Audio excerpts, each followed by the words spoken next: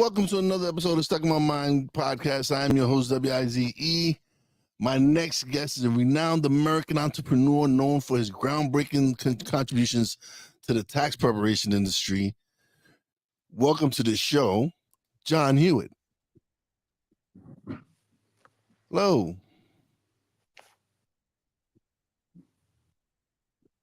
Thank you. It's my pleasure to be here. Thanks for having me. Pleasure's mine. Pleasure's all mine. So can you share the story behind finding Jackson Hewitt Tax Service and Liberty Tax Services?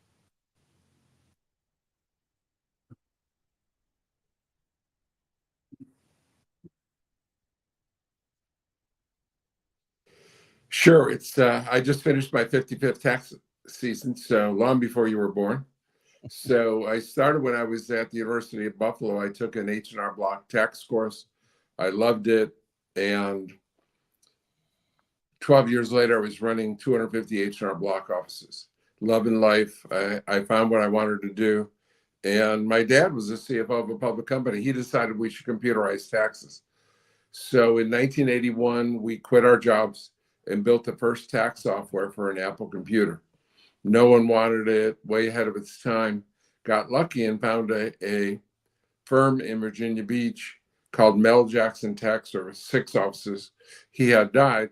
We bought the company from his widow and merged the computer company and Mel Jackson, changed the name to Jackson Hewitt, went public, and 15 years later, we sold it for $483 million. Wow. Today, Jackson Hewitt has 6,000 locations, 23rd largest retail franchise chain in the country. I had a non-compete that lasted 3 years, but it never didn't cover Canada. And having grown up in Buffalo, I knew the Canadian tax system. I had done Canadian returns. We opened Liberty Tax in Canada, and within 3 years became a top 100 firm in Canada with Liberty Tax. In 2000, came back to the United States when my non-compete ended, and now I had to compete against myself, my name, my software, my system, my people, and yet not only did we grow faster than Jackson Hewitt, we grew faster than them and H&R Block combined. We opened for 12 years. We opened almost one new location a day, 4,000 offices in 12 years. Top 10 fastest growing franchisor ever. And we, again, public company, again, worth $500 million. Again, I sold my stock, and now we have loyalty brands, and we have 8 different brands.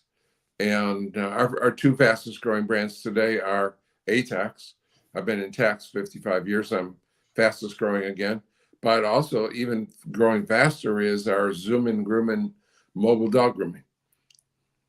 So that's my 55 years in a nutshell. Wow. So as an entrepreneur, what value and principles have guided your journey to success? Wow. There's numerous keys to my success, but I think the number one thing the number one thing is perseverance. That everyone gets knocked down. I never met anyone or saw any story where someone just skated through life. Everyone faces adversity. Everyone gets knocked down, and winners always get up. And they got to kill me to stop me. So perseverance is the number one attribute of my success. But there are a number of attributes. There's drive. There's competition. My book is iCompete. I love to compete. And so also one of the things that is unique about me that doesn't apply to everyone is I always want what's best for the other person, whether it's an employee, a customer, a franchisee, a vendor. I always want what's best and when it's best for me too, that's a huge victory. But I always want what's best for the other person. Awesome. So how do you approach innovation and staying ahead of the competition in anything you do? I didn't hear your question. How do you approach the innovation and how do you approach innovation and staying ahead of the competition in any of the fields that you're in?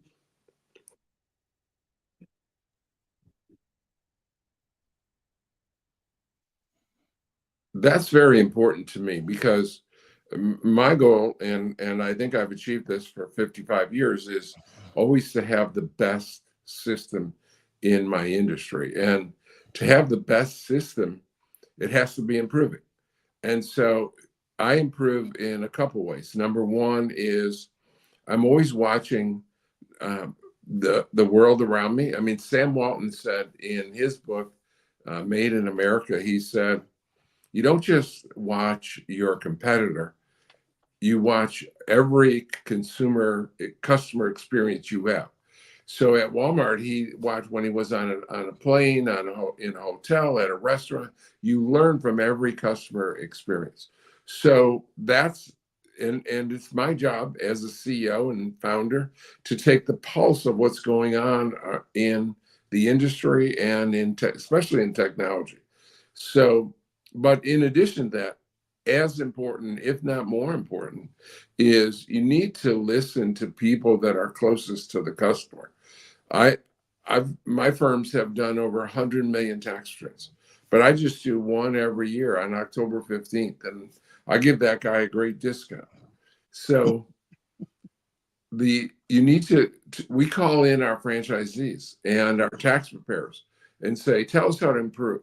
Tell us how to improve our tax software. Tell us how to improve our technical support. Tell us how to improve our tax support. Tell us how to improve our marketing. And we embrace criticism and commit to improve each year.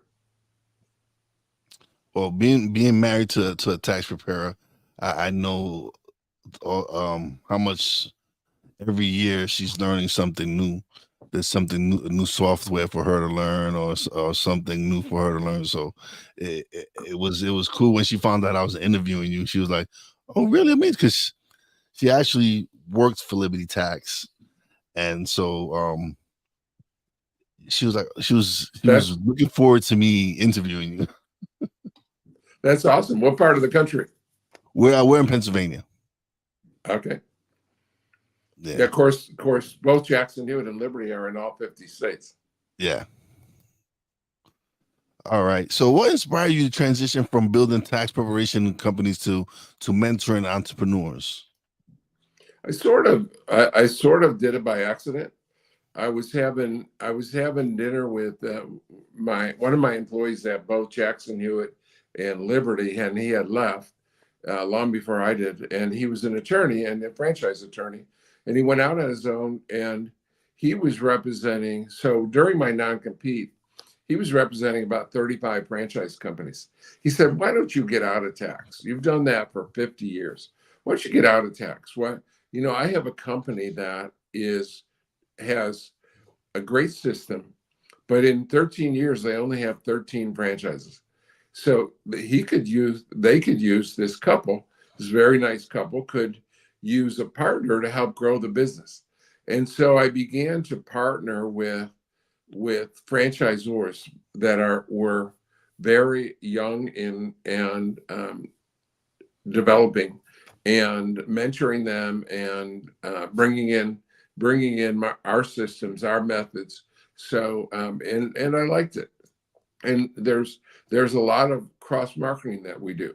That, for example, our Zoom and Grumman largest franchisee has 5,000 customers. They all need a tax return. And our largest tax office does 4,000 returns, and 2,400 of them have pets. And so they need pet grooming. So there's a great opportunity to cross market our brands. Wow. Yeah. Yeah. Everybody does have a lot of people that's part of the family of their pets. Exactly. Oh, people, when you survey the public, people like their pets better than their children. Most people like their pets better than their children. Yeah. Yeah. Can you discuss the concept of building empires for the King of Kings, and is its significance in your work?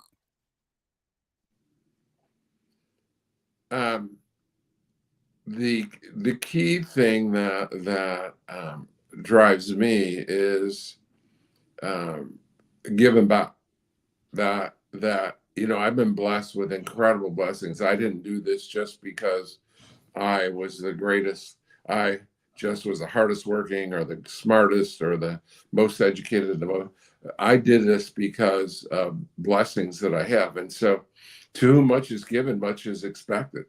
So, many people, certainly most people my age, have long retired. And again, I said they got to kill me to stop me. I'm in the prime of my knowledge, business knowledge, and ability to help people. I've created over 1,000 millionaires. So I've given back, and you know what? Many, and most of them have paid it forward. We're changing the world. We're making the world a better place. And I've had, in addition to think of the 5,000 franchisees I've had, they've had 100,000 employees. So we're just changing lives and giving back. And our mission statement is having fun, improving lives. And when we talk about improving lives, we don't mean we mean ourselves, we mean our employees, our franchisees, our customers, our stockholders, our vendors, and the world around us. Yeah. What advice would you give an aspiring entrepreneur looking to start their own business? Comes down to these simple things. Number one is find something you love to do, work hard, persevere. Life is way too short. If on Monday morning you're going to work and you're not looking forward to it, you're going to the wrong place. And so find somewhere. There's a place for all of us to be extraordinary. Find your extraordinary place, and then work hard. Everything worthwhile requires hard work. And again, perseverance is the number one attribute to success. Everyone gets knocked down. Winners get up each and every time. Yeah, absolutely. So how do you foster a culture of entrepreneurship and innovation within your organization? Wow, that's culture is a very, very important thing to me.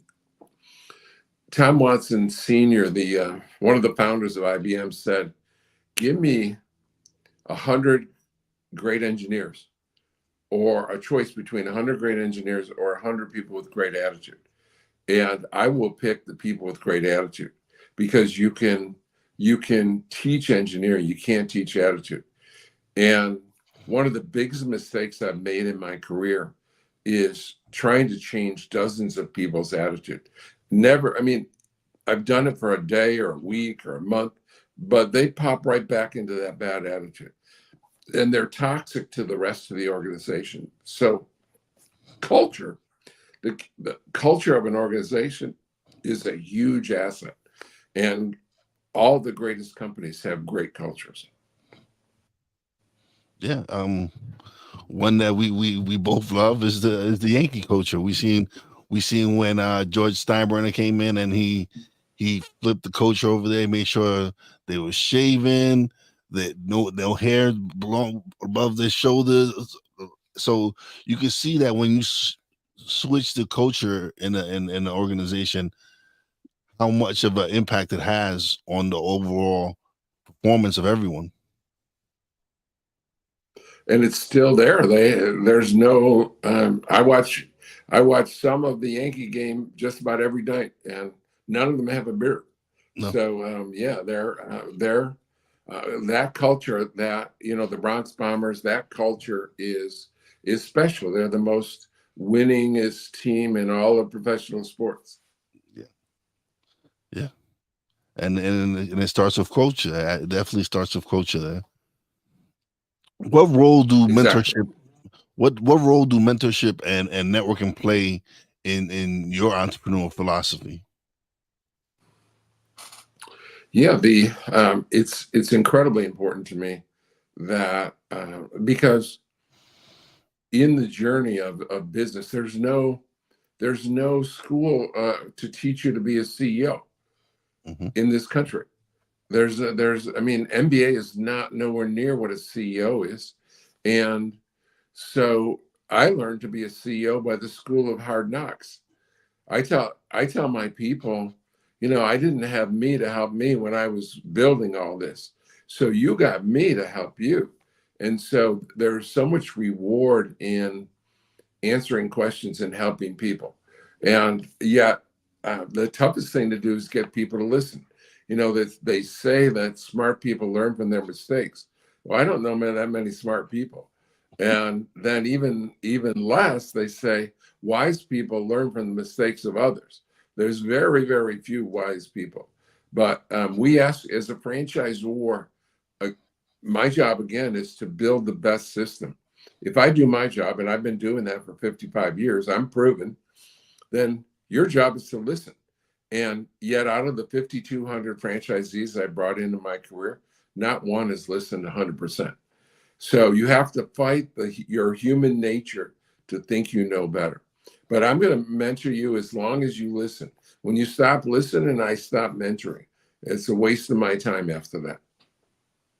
Yeah, it's important that if they're not listening, then yeah, like you said, it is a waste of your time, because you're going to be spending that time with someone else who is going to listen and who will appreciate the value that you're giving them. Because like you said, you've experienced it. Like you wish, for me, when I started podcasting, I didn't know anyone podcasting, didn't know anything about podcasting, but I went to YouTube University, started doing the research on what are RSS feeds, what it took for me to improve and get better at podcasting. And so when I started my production company, my goal was to help other people like me who started out not knowing anything about podcasting. Now I've experienced it, I've gone through it. Let me help you start your podcast. And it's been a great experience to be able to help a few people start their podcast and avoid the pitfalls that I started with, because like I said, I didn't know anything about it. So I had to go through the process and learn it. And now I'm able to show other people how to avoid certain situations. And that's part of giving back. Yeah. Can you share some memorable moments or milestones from your entrepreneurial career? Wow, keep in mind it's 55 years. So I'm sure you had so much. one or two in there. Well, certainly, when I won Entrepreneur of the Year for the International Franchise Association, they're the premier franchise organization, their International Franchise Association. They have 4,000 members, and they've only had 35 entrepreneurs. Every year they have a Entrepreneur of the Year for about 35 years, and I was named one of the 35 entrepreneurs of the year, and I had to speak in front of 2,200 people. That was a little scary, but so that was one. Secondly, when I hit the milestone of bringing in 5,000 franchises, I'm don't know anyone that's ever done that. I know for sure one thing I've done that no one has done is I've founded two of the top 100 retail chains in the United States, franchise retail chains in the United States. And I guess the fourth one is ringing the bell on NASDAQ a couple times. So those are kind of four momentous kind of things that I look back on, and with humility and appreciation. Awesome. Yeah. And like you said, you've two of the franchises that you started, Jackson Hewitt and Liberty Taxes, are well known. Are these are companies that are known. And so how is it that you build two iconic brands? It's again, it starts with having a vision of what's possible, and then having a niche, right? When I Yeah. started competing with H&R Block in 1982, they had 9,000 locations, and the second biggest competitor only had 200. So it's obvious that there's a vacancy Yeah. in every industry. There's an opportunity for 2 or 3 or 4 vendors, and so I built that now has 6,000 locations. So now when I started Liberty Tax, I mean, there's no other. It was just Jackson Hewitt and Block. There was no one that had even 100 locations, and so there's room. There's always room for. I mean, you have McDonald's and Burger King and Wendy's. You Yeah. have Walmart and Target and Kmart, right? There's always room for at least 3 or 4 or more, and in some industries, there's dozens of national competitors, like real estate, for example. There are dozens of real estate firms that are national. So there's always an opportunity. So you have to have a fairly accurate vision of the future. You have to see a fairly accurate opportunity, and then you have to convince everyone to jump on board. Your your investors, your employees, your franchisees, your vendors, your customers. You have to be convincing and get people on board. And it's not a short trip. So you have to have integrity and do what you say you're going to do, or that you could convince everyone in the world, but if 5 months later you haven't done anything, then you got nothing. So you have to have a fairly accurate vision. You have to have integrity to meet those numbers, and then you have to get everyone to buy in. Awesome. So, so how do you balance risk taking and strategic planning in business decision making? Yeah, that's interesting because you have to be careful. Most two-thirds of Americans want to be self-employed, but only half of the people that want to be self-employed can. And the biggest reason they can't is they're not risk takers. When something goes wrong, and everyone, I think we all kind of wear rose-colored glasses when we're entrepreneurs, and we think things are going to be great, and we see great success. But there's always barriers and everything that can. I mean, Murphy's law is everything that can go wrong, or the the worst everything can go wrong will go wrong at the worst possible moment, right? The most difficult thing that could go wrong will go wrong at the worst possible moment. So stuff goes wrong, and risk takers, they fold up their tent and go home. And so it's a very difficult to keep confidence in stormy waters, in a hurricane, in a tornado, it's when times are tough around you and everyone else is scared and falling down and running away. It's tough to stand up and move forward. Yeah, and it's like how you said,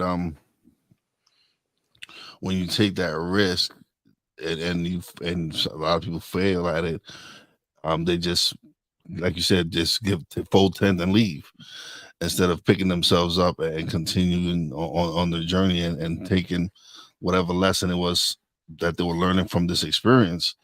Um, how do you, let me see, so when, how can someone base, like, okay, so we know that being an entrepreneur, you're actually going to work harder than you would at a 9 to 5 job. You're actually going to work more hours because you're it. You're the person that has to do it all. So how is it that someone, I know eventually you have to build up a team, sometimes you got to learn how to give up certain things in order to advance. Right. So you have to, exactly, the without a team, you're nothing, right? Because I can't do everything myself. Hmm. You have to have people that do the work. I mean, if I didn't have people, and I built companies to up to 500 people, 500 employees, and that was only, and then during the tax season we had 10,000 employees because of all the tax preparers. So you have to have the ability to delegate and lead, set example, and nurture people and help them improve. You can't be committed to just improve yourself. You have to improve all the people around you. Yeah, that's absolutely true. You definitely have to build up those around you. So, what are some common misconceptions about entrepreneurship that you've encountered? Um, I think that people don't understand how difficult it is. That that there's no boss. There's no one to tell you what to do, and so you have to be independent self starter, right? If you need to be there at 6 a.m. on Monday morning, no one's telling you to do that. You have to be structured enough and mature enough and driven enough to continue to do the right thing, even when no one's, you're not reporting to anyone. You're the boss. The buck stops here. And so one is you have to be driven and self-starting, but also you have to embrace criticism. You know, when things go wrong in your organization, you're always going to get part of the blame, if not all the blame. And in having done 100 million tax returns and having 10,000 offices, I got a lot of blame. And so you have to embrace criticism. And really, when you think about it, if you're committed to improve, it's hard to improve if no one ever criticizes you. Yeah. So criticism's a good thing. That you need people to criticize you and hold you accountable to be stronger. Yeah, that's the only way you're gonna improve is to learn where you're with you're failing at where are your weakest areas, and some people just don't know how to take criticism. They feel like you're attacking them when in all actuality it's just trying to help you become a better person or an entrepreneur, whatever it is, and so sometimes you have to take some criticism. Exactly. Yeah, I mean, I get criticized. There isn't, of all the 5,200 franchisees I brought in, not one has ever just given me a pass like I did everything right. All of them are either disappointed or angry or upset or know better than me at some point. So you have to, my favorite Shakespeare is this above all, to thine own self be true. You have to do the right thing, even though everyone's not going to agree. I mean, you can never get a large group of people to agree. So you have to always do the right thing. Yeah, yeah, you're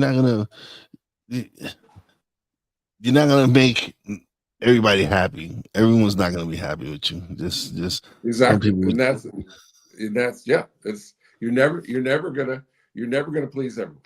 Yeah, definitely not.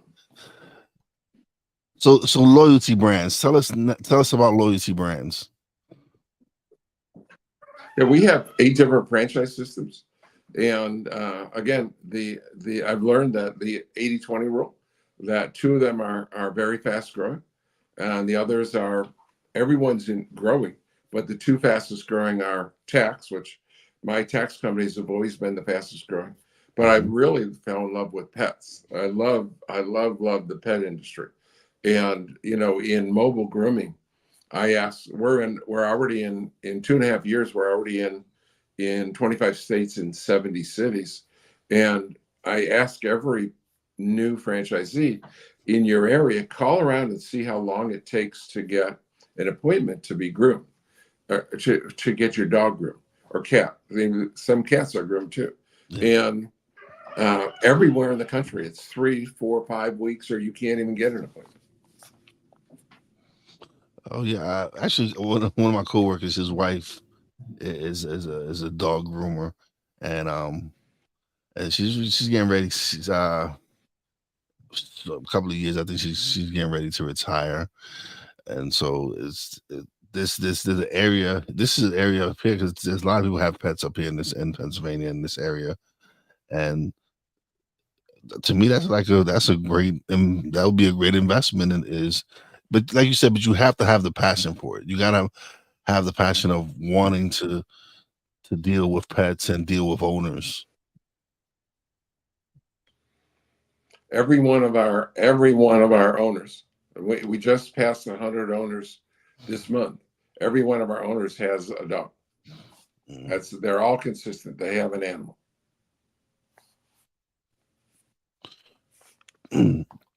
So what are your future goals and aspirations, both personally and professionally? My goal in each of our brands is to be number one in that industry. And in some industries, very, very difficult. Like H&R Block has 9,000, and Jackson Hewitt has 6,000. So to be number one in that industry is very, very difficult. But in pet grooming and mobile grooming, they're the largest one only has a couple hundred. So by the end of this year, in less than 4 years, we'll be number one in the industry. And Wow. within 5 years, we'll have thousands of vans around the country.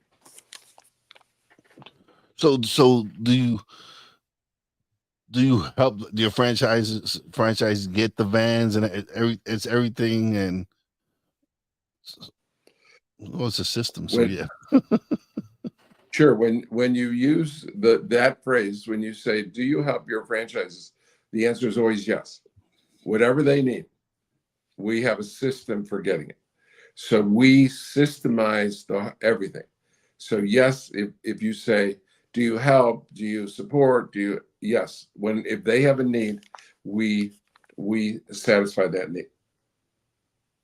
Awesome. All right.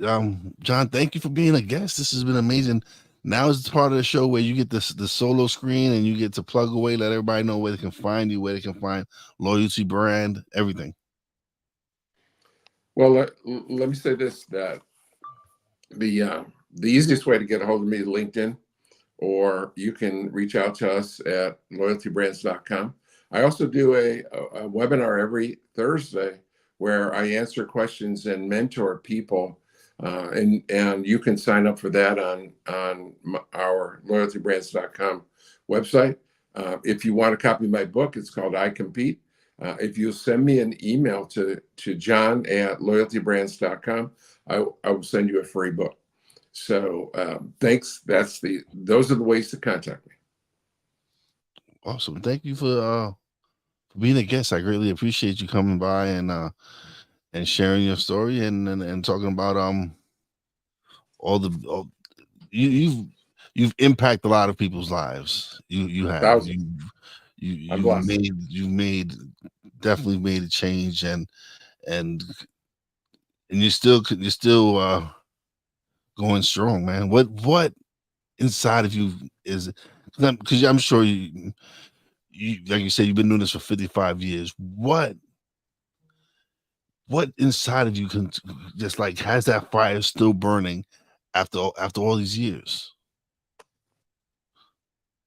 I'm obsessed with winning, and I'm committed to change it. And the most fun I have in life is changing people's lives. And that's awesome. That's a amazing reason why. That's an amazing reason why to do it. So thank you for having me on. I appreciate you coming on, man. I'm looking forward to my wife seeing it and see if she approves of how I interviewed you. So thank you very much. Have a wonderful night.